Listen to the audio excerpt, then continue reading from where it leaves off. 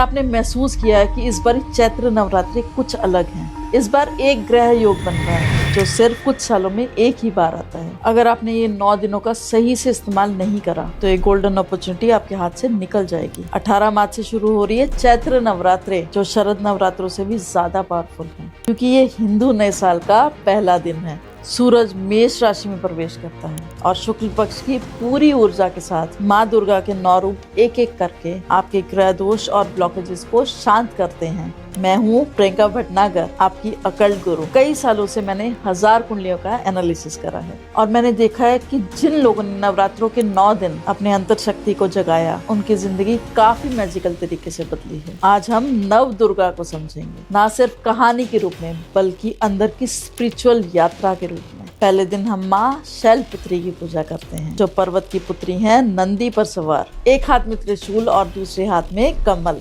ये रूप हमें याद दिलाते हैं कि अगर आपका आधार मजबूत है तो जीवन स्वयं संभलता है। ज्योतिष कहते हैं कि चंद्र ग्रह को कंट्रोल करते हैं, जो हमारी नींद, मन की शक्ति और इमोशनल बैलेंस के लिए बहुत जरूरी है। इस दिन माँ को सफेद फूल चढ़ाएं और 5 मिनट आंखें बंद करके सिर्फ अपनी सांसें फील कीजिए। इससे आपका चंद्रमा स्ट्रांग होगा। और साथ ही साथ इस मंत्र का जाप करें, ओम शाम शीम शूम शैलपुत्राय नमः। दूसरा दिन माँ ब्रह्मचारिणी का रूप है। कमंडल और माला लेकर पैदल चलती हुई, ये रूप संकल्प और डिसिप्लिन का है। जो भी सफलता मिलती है वो शुद्ध नियत और नियंत्रित मन से मिलती है। ज्योतिष में ये मंगल ग्रह को कंट्रोल करती है। अगर करियर में बार बार रुकावटें आ रही हैं या आप एक्शन लेने में हेजिटेट कर रहे हैं तो इस दिन लाल कपड़े पहनिए, माँ को लाल फूल चढ़ाइए और जो काम तुम कब से टाल रहे थे वो आज ही शुरू कीजिए। इस एक दिन में भी आपका मंगल ग्रह जाग जाएगा। और मंत्र का जाप करें, ओम ब्राम ब्रीम ब्रूम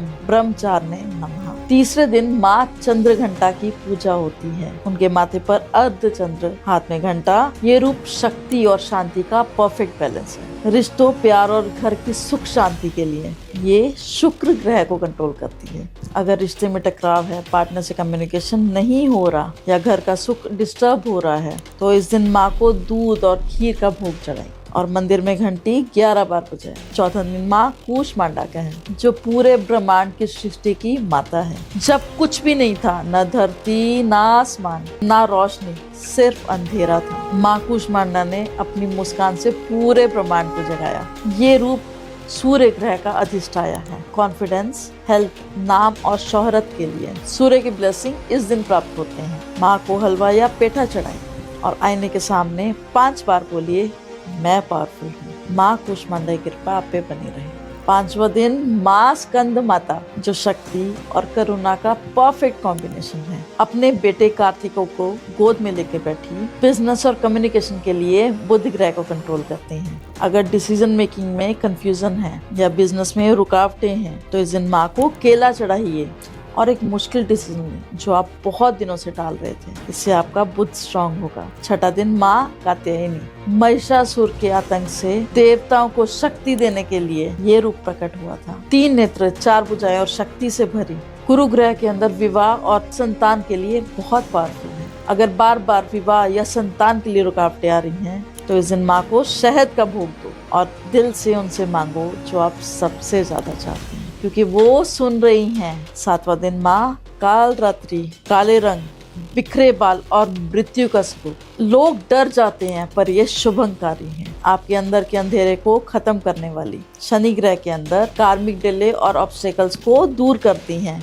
108 बार नाम लें, ओम काल रात्रि नमः, और अपने अंदर का डर खत्म करें। 8वां दिन होता है माँ महाअष्टमी का। माँ महागौरी का रूप, सफेद रंग और शुद्धि का प्रतीक। राहु ग्रह के अंदर कंफ्यूजन और इल्यूजन को दूर करती है। तिल और खिचड़ी चढ़ाएं और किसी को माफ कर दें। आपका बोझ हल्का होगा और आपकी एनर्जी शुद्ध होगी। 9वां दिन माँ सिद्धिदात्री का, कमल पर विराजमान, और इनके पास हैं 8 सिद्धियां। केतु ग्रह के अंदर पास्ट लाइफ कर्मा और स्पिरिचुअल ब्लॉकेजेस को दूर करती हैं। अगर स्पिरिचुअल पाथ पर हैं और ब्लॉक फील हो रहा है और जिंदगी में विदाउट रीजन लॉसेस होते हैं तो केतु दोष है। आज का दिन कंफर्मेशन का दिन है। माँ को तिल और खिचड़ी चढ़ाई, कन्या पूजन करिए और उनसे एक ही चीज मांगिए, क्लैरिटी।